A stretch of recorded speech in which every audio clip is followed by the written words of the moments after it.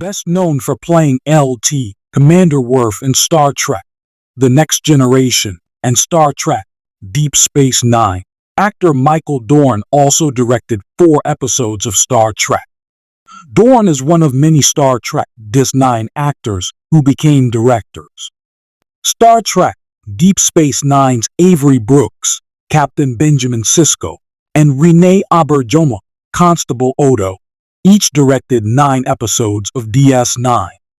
TNG's LeVar Burton, LT Commander Geordi LaForge, and Star Trek Voyager's Robert Duncan McNeil, Tom Paris, and Roxanne Dawson, LT B'Elanna Torres, have all become successful television directors.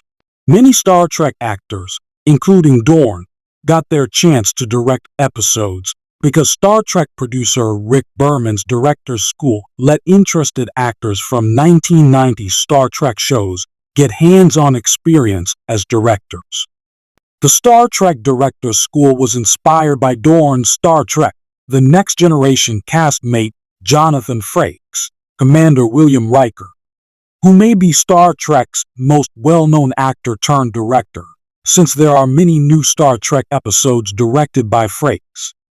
The 4 episodes of Star Trek directed by Michael Dorn range in tone, yet Dorn handles each one adeptly.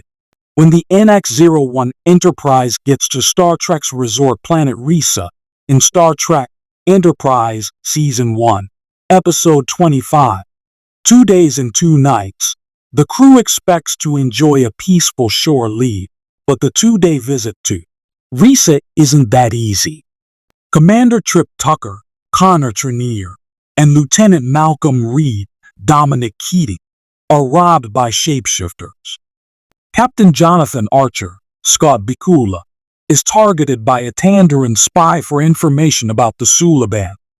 Even Dr. Phlox's John Billingsley hibernation is interrupted by Ensign Travis Mayweather's Anthony Montgomery injury. Only Ensign Hoshi Sato, Linda Park, actually has a good time. Archer's story in the various plot threads in 2 Days and 2 Nights pose a challenge for Michael Dorn's 4th and final Star Trek episode as a director, especially since each storyline needs a slightly different tone. The sickbay scenes are funny, and Hoshi's date is appropriately romantic, but the bulk of the episode just doesn't mesh that well. Archer's connection with Kayla DeYoung is played straight and weighed down with exposition from Star Trek Enterprise Season 1, Episode 21, Detained. Tucker and Reed's subplot being played for laughs is awkwardly transphobic in retrospect, making it a tough watch today. Star Trek Deep Space Nine Season 7, Episode 21, When It Rains, is the 5th chapter in the 9-part saga that ends Star Trek DS9, with characters moving into their places like pieces on a chessboard as each side angles for their own brand of victory against the Dominion. Colonel Kira Neri's Nana Visitor and Constable Odo, Renee Auberjonois, joined forces with Legate Dalmar, Casey Biggs, to help the Cardassian uprising against the Dominion. Dr. Julian Bashir, Alexander Siddig, investigates Odo's mystery illness, and Kai Wynn, Louise Fletcher, conspires with a disguised Gul Dukat, Mark Alamo. Dorn capably handles many characters in the aptly named When It Rains, and it helps that Dorn's involvement as Worf is relatively minimized, with the focus of the Klingon story trained on Chancellor Gowron, Robert O'Reilly, and General Marduk, J.G. Hertzler.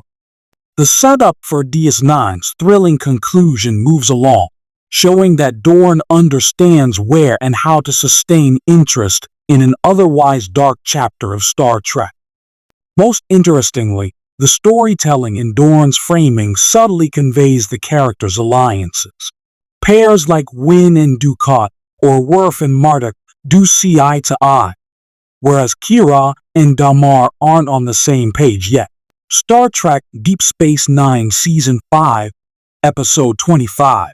In the cards, is Michael Dorn's directorial debut.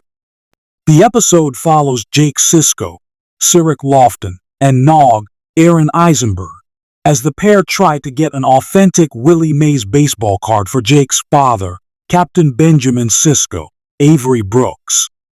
The boys' misadventures trading favors and tracking down items for the station's crew recall earlier attempts to gain profit. Way back in Star Trek Deep Space Nine Season 1, Episode 15, Progress, when the No-J Consortium got stuck with 100 gross self-sealing stem bolts.